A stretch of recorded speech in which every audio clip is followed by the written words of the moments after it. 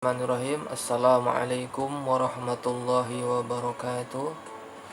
Alhamdulillahi wa kafa. Sami'allahu liman da'a wa lisara'ahu muntaha wa man tawakkal 'ala Allahi kufiya wa man i'tasama billahi naja. Assalatu wassalamu ala habibina al-mustafa wa ala alihi wa sahbihi ahli sidqi wal wafa, amma ba'du. Anak-anakku sekalian, bagaimana kabar kalian semuanya? Mudah-mudahan selalu dalam sehat walafiat, perlindungan dari Allah Subhanahu wa taala. Baik, sebelum kita mulai, kita membacakan Ummul Quran suratul Fatihah. Mudah-mudahan Allah berikan keberkahan, kemudahan kita dalam memahami pelajaran dan juga selalu dalam keridhaan Allah Subhanahu wa taala. La hadiniyah ala kulli niyatin salihah. Al-Fatihah.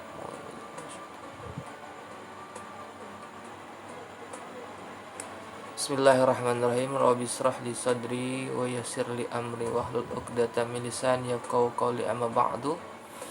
Baik, pada hari ini kita akan membahas mengenai khutbah, tabligh dan dakwah ya. Yang mana tujuan pembelajaran kita adalah setelah kita membahas ini semua, kalian bisa menjelaskan pengertian khutbah, dakwah dan tabligh, kemudian mengetahui tata caranya dan bisa memperagakan bagaimana caranya berkhutbah, tabligh dan berdakwah. Baik, yang pertama kita akan bahas mengenai pengertian khutbah.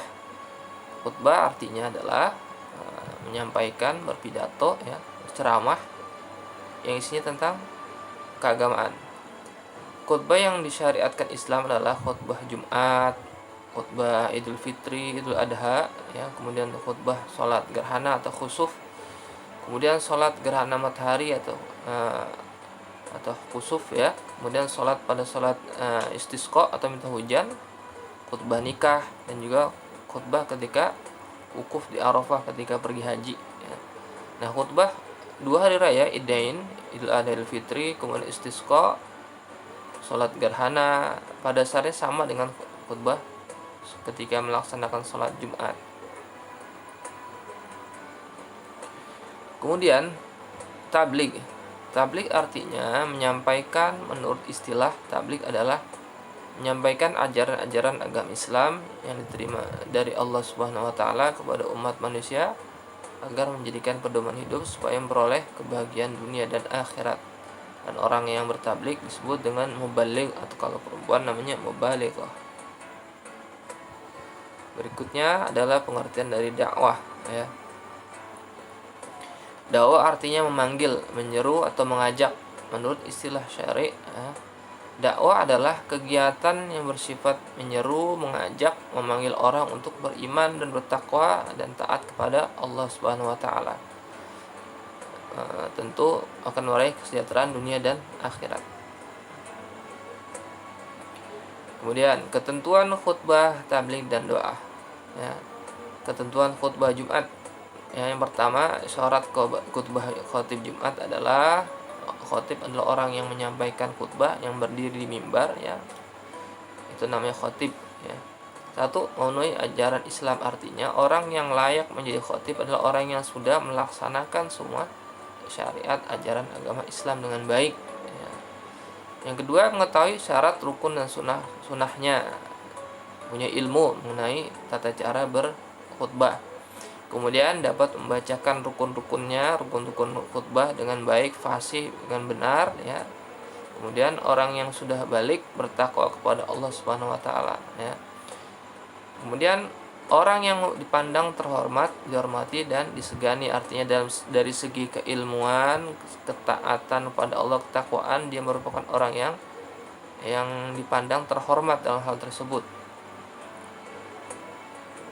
Kemudian syarat-syarat dua khutbah Jumat ya. Bagi yang laki-laki tentu tahu khutbah Jumat ya.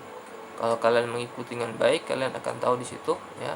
Kalian bisa lihat, pelajari, pahami gerak-gerik seorang khatib. Yang pertama, khatib itu suci dari hadas dan najis, kemudian tertutup auratnya ya.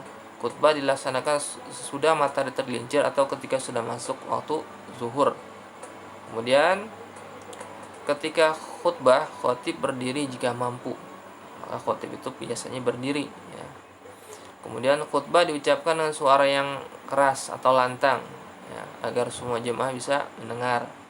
Walaupun sekarang sudah ada pengeras suara atau mikrofon, ya. Tertib dalam rukun-rukunnya, artinya berurutan. Kemudian maupun antara khutbah pertama dan kedua, ya. Kemudian ketika khotib khutbah, jamaah harus mendengarkan, ya, itu sudah syarat dua khutbah.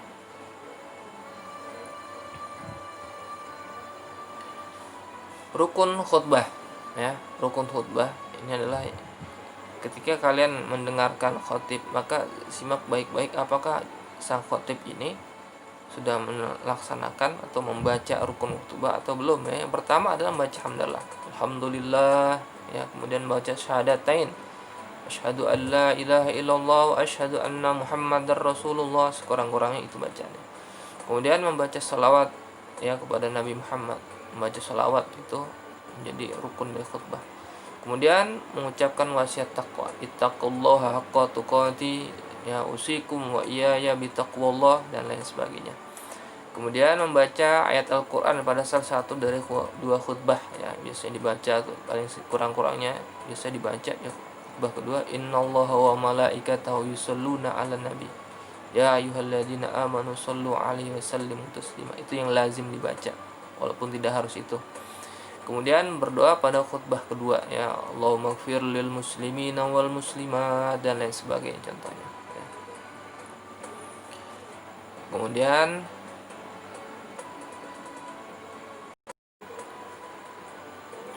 yang berikutnya adalah sunnah khutbah Jumat. Kalau tadi rukun, syarat, wajib, sekarang sunnahnya, ya.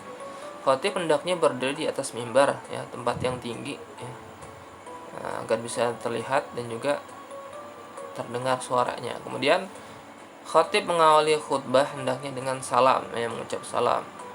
Kemudian khutbah hendaknya jelas, mudah dipahami, tidak terlalu panjang dan tidak terlalu pendek. Bukan ada suatu perkataan, ya, Nabi mengatakan tanda-tanda cerdasnya, ilmunya seorang khatib itu ketika dia khutbahnya tidak terlalu panjang tapi memanjangkan sholat Jumatnya. Bukan khutbahnya dipanjangkan sampai lama kemudian sholatnya diseringkas, justru itu menandakan kurang ilmunya khatib tersebut, ya. Kemudian pada saat naik mimbar hendaknya menghadap ke arah jamaah, kemudian menertibkan 3 rukun, membaca surat Al-Ikhlas waktu duduk antara dua sisi, ya.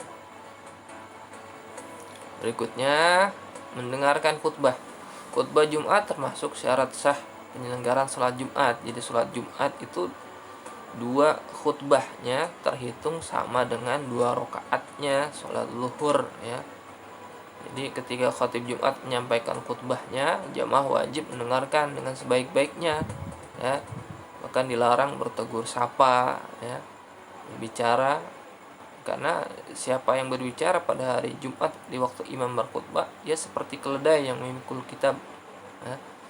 Sedangkan yang mengingatkan orang itu untuk diam, maka tidak sempurna Jumatnya. Ada orang berisik, kita malah diam, maka kita malah mengurangi kesempurnaan sholat. Jadi benar-benar kita masing-masing pribadi kita harus menyimak apa yang disampaikan oleh khatib Jumat.